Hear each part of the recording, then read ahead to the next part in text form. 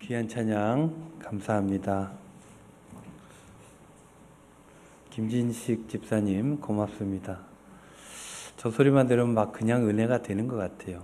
여러분들 주님께서 우리를 위해 하셨던 그 사명 감당하심 생각하시면서 여러분들 이 땅에 이 삶의 자리에 주시는 사명을 생각하고 잘 감당하여 주님의 제자의 삶을 살아가시는 저와 여러분들 되시기를 우리 주님의 이름으로 축원드립니다. 우리 찬양대 위에서 박수로 한번 격려하겠습니다. 감사합니다.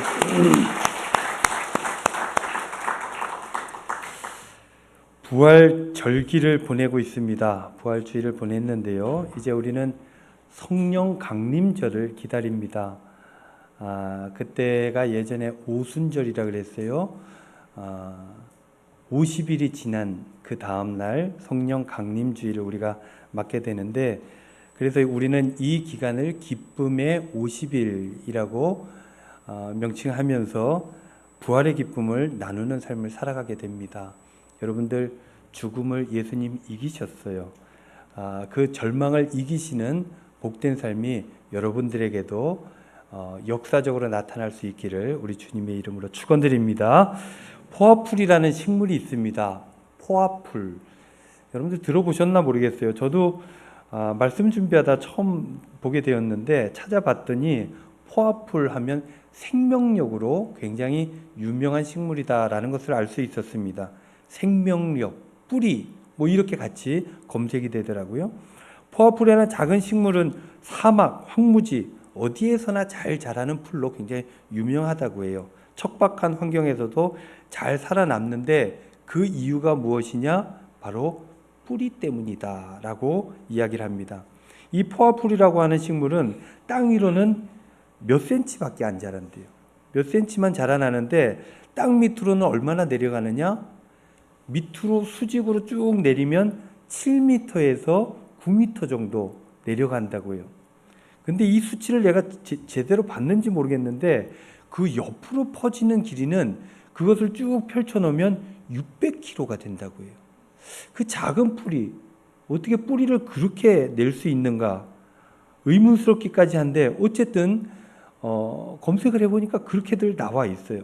작은 목초인데 뿌리가 깊고 길게 뻗어나가서 어느 땅이든지 어느 기후에서든지 잘 살아남고 잘 자라나는 것으로 그렇게 유명한 풀이 바로 포화풀이다라는 것입니다.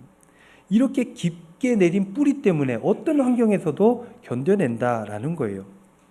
이 세상에 존재하는 것들 중에 그것이 동물이든 식물이든 아니 건축물까지 그 어떤 것이든 간에 뿌리, 기초 이런 것들이 튼튼하지 않아도 되는 것은 없습니다. 뿌리가 깊게 내려가야 되고 기초가 튼튼해야 그래야 어떤 식물도 어떤 건축물도 안전할 수 있게 된다라는 것입니다. 그런데요, 문제는 이 뿌리라고 하는 것 그리고 건축물의 이 기초라고 하는 것이 굉장히 중요하지만 눈에 보이지가 않는다는 게 문제예요. 그래서 사람들은 눈에 보이는 것만 쳐다보고 눈에 보이지 않는 그 뿌리와 기초의 소중함을 간과할 때가 많이 있다는 것입니다. 현대 사회를 우리가 살아가고 있는데 현대 사회는 보여지는 것이 너무너무 중요하죠. 그래서 차도 고를 때 승차감이 중요합니까? 하차감이 중요합니까? 승차감이 중요할 것 같죠. 근데 사람들은 하차감 때문에 차를 고른다는 거예요. 타서 좋은 차가 아니라 내릴 때 사람들이 바라봐 주는 게 중요하다는 거예요. 그래서 내장이 어떻고 뭐 필요 없이 비싼 차, 좋은 차 이런 것들을 고르게 된다는 거예요. 현대 사회가 다 그렇습니다. 이런 가치로 살아갑니다. 보여지는 게 중요해요. 외모 지상주의가 판을 치고 보여지는 것 신경 쓰면 내실이 빈곤해지는 세상이 지금 우리가 살아가는 세상이라는 거예요. 지금의 가치는 무엇이냐? 가치가 없는 게 가치랍니다. 다원주의. 이 다원주의라는 가치로 인해 사람들은 어디에 뿌리를 내려야 될지 혼란스러워한다는 거예요. 그러니까 뿌리를 내리지 못하는 거죠. 그러니 세파에 이리 밀리고 저리 밀리고 주관 없이 줏대 없이 그렇게 살아가는 것입니다. 그들의 가치는 그냥 돈이죠. 많이 가지면 떵떵거릴 수 있고 할 수 있는 걸 할 수 있다라고 생각하기 때문에 그저 돈이라고 하는 가치에 뿌리를 내리게 되니 돈이 있다가도 없어지는 것 아니겠습니까? 인생이 흔들리게 되는 것입니다. 바람이 조금만 불어도 불안하고 어쩌다 큰 일을 감당하게 돼도 그것 때문에 또 흔들리고 넘어지는 일이 비일비재합니다. 그래서 현대인들은 쉽게 상처받습니다. 그래서 쉽게 화를 냅니다. 요즘 보면은 화를 조절하지 못하는 병이 있다는 것 아니겠습니까? 화를 쉽게 내요. 그리고 쉽게 말을 하고 쉽게 말을 바꿉니다. 우리 정치인들 보면은 쉽게 얘기를 바꿔요. 자기의 이익, 정당의 이익에 따라서 그렇게 바뀌어지는 것이 그들의 가치이기 때문인 것입니다. 뿌리가 너무 약하기 때문에 그들은 바뀌고 문제가 되고 넘어지고 쓰러지고 아파하게 된다라는 것입니다. 내공이 부족하니까 금방 넘어지는 거예요. 작은 일을 당해도 죽을 것처럼 아파하고 마음고생하게 된다는 것입니다. 성경을 읽다 보면요, 끊임없이 이 뿌리, 이 기초에 대한 부분들, 이것들에 대한 요구가 계속 나타나는 것을 보게 됩니다. 마태복음 7장에 보면은 산상수훈이 나오게 돼요. 그 산상수훈의 마무리를 어떻게 짓는지 아십니까? 예수님 그 설교의 마지막 말씀이 반석 위에 지은 집입니다. 집은 기초가 튼튼해야 돼요. 기초가 튼튼하려면 반석, 큰 돌 위에 지으면 그보다 튼튼한 게 없다는 것 아닙니까? 그 반석 위에 집을 지어야 된다는 것이고 모래 위에 집을 지면 비바람에 금방 무너지게 되니 헛수고하는 삶이다라는 것들. 예수님께서 산상설교, 산 위에서 설교하신 모든 이야기들 마무리 짓는 이야기가 바로 이 반석 위에 지은 집이다라는 것입니다. 오늘 본문 골로새서 말씀도 같은 내용이죠. 7절 말씀 보면은 그 안에 뿌리를 박으며 세움을 받아. 먼저 뿌리를 박는 게 중요한 거예요. 그 다음에 세워진다라는 것이에요. 세움을 받게 되게 되는데 이 믿음, 하나님의 말씀, 이것에 깊게 뿌리를 내려야 된다라는 것입니다. 그래야 세움을 받게 되는 것이고 그래야 믿음 생활하게 되는 것이고 감사하는 행복한 삶을 살아갈 수 있게 된다라는 것입니다. 그런데 오늘 골로새서 7절 말씀 읽었는데 그 앞절 보면은 어디에 뿌리를 내려야 되는지를 알려주고 있습니다.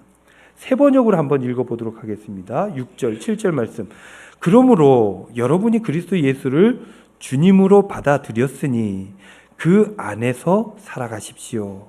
여러분은 그의 안에 뿌리를 받고 세우심을 입어서 가르침을 받은 대로 믿음을 굳게 하여 감사의 마음이 넘치게 하십시오. 이렇게 적고 있다는 것입니다. 주님으로 받아들인 이 예수님, 예수 그리스도 안에 뿌리를 내려야 된다는 것입니다. 삶의 어떤 환경이든 무엇을 향해 살아가든 그 뿌리는 예수 그리스도여야만 된다라는 것입니다. 그래야 온전히 삶이 세워진다. 그래야 감사하고 복된 삶을 살아갈 수 있게 된다라고 알려주고 있는 것입니다. 그분에게 뿌리를 내리라는 것이 무엇이겠습니까? 그분이 가르쳐 주신 그 가르침, 하나님 나라, 그리고 그분이 세상을 사랑하신 그 사랑, 그 사랑에 의한 헌신들, 그것들의 뿌리를 내려야 된다는 거예요. 그 자양분으로 살아가야 된다라고 바울은 권면하고 있는 것입니다. 특별히 부활절을 보내고 있는 이 시점에서 우리는 예수님의 부활을 기억해야 됩니다. 그리고 우리는 그 예수님께 뿌리를 내린다 할 때 예수 그리스도의 우리를 향한 그 사랑, 희생, 그 모든 것들 위에 이 부활의 뿌리를 내려야 된다라는 것입니다. 바울은 편지에서 이런 글을 남겼죠. 고린도전서 15장 31절 말씀. 형제들아, 내가 그리스도 예수 우리 주 안에서 가진 바 너희에 대한 나의 자랑을 두고 단언하노니 나는 날마다 죽노라. 고린도전서 15장이에요. 고린도전서 15장은 부활장 아닙니까? 바울은 이 부활에 대해서 이야기를 하고 있는데 부활, 다시 살아나는 거예요.